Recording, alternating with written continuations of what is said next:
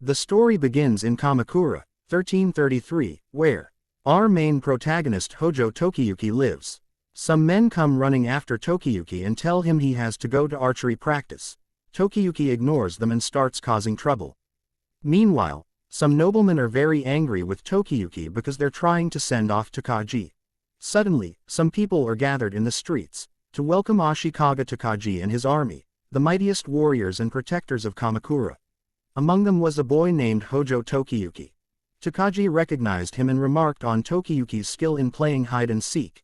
As usual, Takagi explained that he was heading to Kyoto to prevent Go-Daigo, the former emperor, from making suspicious moves, out of loyalty to the Hojo clan. Tokiyuki replied that everyone trusted Takagi. As Takagi left, Kyoko approached Tokiyuki and advised him not to speak so warmly to Takagi. She reminded him that Tokiyuki, as the heir to the Hojo clan, would one day lead the shogunate, and Takagi would be his subordinate. Also, Kyoko says she plans to have Tokiyuki marry her. Ignoring her, Tokiyuki saw his archery masters searching for him and dodged them and Kyoko, before escaping into town. Vassals commented that Tokiyuki wasn't a warrior like Takagi. Her father told Kyoko that Tokiyuki, like his father Hojo Takatoki, would be a puppet ruler with advisors holding real power. Kyoko replied she only cared for the Hojo clan's prosperity. Tokiyuki ran through town, passing two warriors praising Takagi's skills. The narrator says that the boy seemed weak-willed and unfit as a warrior, with no expectations from others. He climbed a tree and overheard his masters calling him lazy and a bad example. Looking over Kamakura, Tokiyuki thought a mere puppet ruler didn't need power or honor, just a simple life. He believed the shogunate would be fine with loyal warriors like Takagi around. A girl walks up to the tree and tells Tokiyuki that her dad believes his fear and laziness are just parts of a monster inside him. Suddenly, a guy appears behind Tokiyuki. He introduces himself as Suwa Yorishige, a priest from Shinano province who came to pray for Kamakura's safety. He claims he's been in the tree's top all along, because he foresaw Tokiyuki hiding there. Yorishige has the ability to see into the future. He introduces the girl as Shizuku, a shrine maid helping him. Tokiyuki doubts him, so Yorishige shows his future-seeing skills and looks into Tokiyuki's future. He knows what will happen to Tokiyuki. Yorishige makes fun of Tokiyuki about it, and Tokiyuki shouts at him. This makes Yorishige want to tell Tokiyuki what will happen to him in 2 years. Yorishige says Tokiyuki will be the first to pay for his treatment. Tokiyuki will become a great hero, some will fear and others will admire him. Also, Yorishige says Tokiyuki will change his country's destiny in future. Before he says more, Tokiyuki leaves, though secretly liking being called a hero. Later, playing ball, Tokiyuki tells his half-brother Hojo Kunitoki about meeting Suwa Yorishige. Kunitoki says their dad is sick and Tokiyuki will likely be named heir soon. Even though he's the elder son, Kunitoki doesn't want to inherit because it's controversial for a concubine's child to succeed. He agrees with Yorishige that Tokiyuki's skill at avoiding things might make him a hero someday. Meanwhile, we switch to Takagi and his men. Takagi tells everyone they're going to attack Kyoto to stop the former emperor's rebellion. But before that, Takagi kills one of his own men, making the others scared. Soon after, news spreads of Takagi's betrayal. It's reported that he killed the soldiers they sent to Kyoto. Many samurai gather around Takagi upon hearing this news. They say the Nida army is getting stronger and Takagi is becoming a hero. Takayuki's eldest son, Senjuo, is handed over to Yoshisada Nida and becomes a general in their army. They also say the Nida army is planning to attack Kamakura next. Some time passes. Then, we see several dead bodies, including Kyoko and her father. After that, we see title cards and scenes.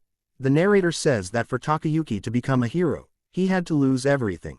They give more details about Kamakura and his current situation, and we learn that 800 members of the Haju clan committed suicide. As Tokiyuki looks at his father and the warriors' bodies sadly, Yorishige and Shizuku come to him and say he can find safety at the priest's place in Shinano, as his father commanded, with an escape route ready. But Tokiyuki hesitates, thinking he should be killed like the others. Yorishige tries to convince him by predicting his future, but can only see vague outcomes. They go outside and see Kamakura being attacked by rebels. Watching the chaos, Tokiyuki shares his doubts about Yorishige and his hope to restore the shogunate, saying he'd rather die honorably with the others. In response, Yorishige pushes him off the cliff, shouting to the rebels that Tokiyuki is a Hojo. But Tokiyuki dodges all attackers, jumping on rocks and branches, and returns to Yorishige on the cliff. Yorishige tells him his strong survival instinct is where his heroism lies. Enemy warriors shoot arrows but miss them. Tokiyuki shows his elusive skills again. Then, Tokiyuki, Yorishige, and Shizuku escape on horseback. Yorishige says Tokiyuki and Takagi are heroes with different destinies, but Yorishige knows Tokiyuki can't win with his current strategies alone. So, Yorishige says he'll assist Takayuki in gathering supporters, and offers Tokiyuki allies, strength, and wisdom to defeat Takagi, who wants him dead, saying he must survive until then. Tokiyuki asks why they are helping him. Yorishige says he'll know when he retakes Kamakura. Tokiyuki thanks Yorishige for believing in him and giving him a will to live, as they head towards Shinano.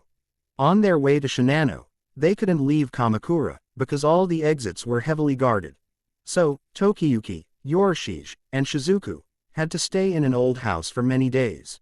While Tokiyuki was asleep, Yorishige tried to kiss him on the cheek, but Tokiyuki jumped onto a beam to avoid it, surprising the others. Tokiyuki was worried about how they'd get to Shinano, but Shizuku said they could pretend to be refugees from a shrine fire, thanks to their outfits.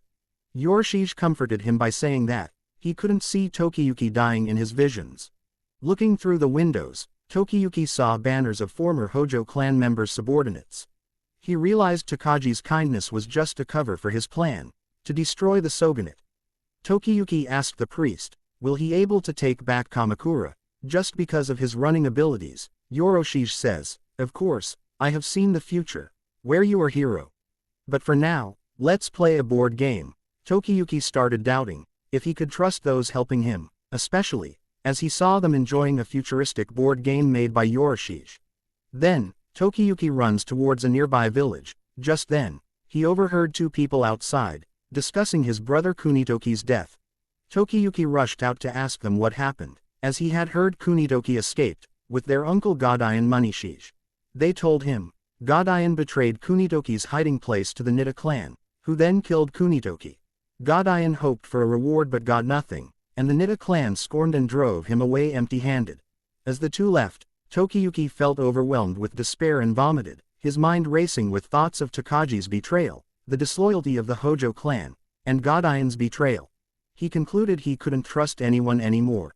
Yorishige appeared and tried calming him with holy light, but it only made Tokiyuki angrier. The priest then tells Tokiyuki about a future he foresaw, where Gadayan would be surrounded by soldiers, unable to act, urging Tokiyuki to join him for revenge and power. Meanwhile, Gadayan thought turning over Kunitoki wasn't enough, since he was a mistress's child. He decided to hunt Tokiyuki, believing capturing him would earn him recognition. Gadayan remembered Tokiyuki fled with Yorishige, and guessed they were still in Kamakura, his birthplace, where he knew many hiding spots. Yorishige tells Tokiyuki that revenge for his brother's death, against his uncle, would be the first step towards taking back Kamakura. Priest then introduces Tokiyuki to his allies, Ayako and Kojiro, who will serve under him, and will become Tokiyuki's arms and legs. Meeting Tokiyuki on a hill, Gadayan asked if he was alone, suggesting they leave Kamakura together. Tokiyuki demanded why Gadayan betrayed Kunitoki just as Ayako and Kojiro attacked. Gadayan blocked their strikes and praised Tokiyuki, explaining he protected Kunitoki not for status or blood, but for his warrior skills. As Gadayan approached Tokiyuki to strike, the narrator says that Tokiyuki's life now depends upon a game of hide-and-seek from the demon. Gadayan hits Tokiyuki, but he dodges narrowly. Gadayan asks him why he's struggling when facing his brother's enemy. Kojiro steps in and warns Gadayan to back off from Tokiyuki, but Gadayan still manages to land a blow. Ayako tries to defend Tokiyuki but gets hit herself. Kojiro and Ayako realize Gadayan is too strong, and because they have to protect Tokiyuki and themselves, they can't attack him effectively. Gadayan thinks about Yorishige's plan and doubts its effectiveness. Ayako and Kojiro are strong, but they're up against an adult. Even with 3 against 1, their ability to adapt quickly isn't enough. Gadayan tells Tokiyuki not to make things worse, and hints at betraying Kunitoki in the past, revealing he's the former heir. Meanwhile, Yorishige calls Kojiro and Ayako to stay by his side. They argue they must protect Tokiyuki, but Yorishige tells them to watch the battle closely, and learn from Tokiyuki's adaptability. They're amazed to see Tokiyuki dodge attacks effortlessly, and even appear happy doing it. Ayako mentions those skills can't just be from training. Yorishige explains Tokiyuki isn't a coward, he enjoys finding ways out of tough spots. These skills might not matter in daily life but are crucial in battle. Yorishige asks if they want to serve Tokiyuki, and Shizuku, Kojiro, and Ayako agree.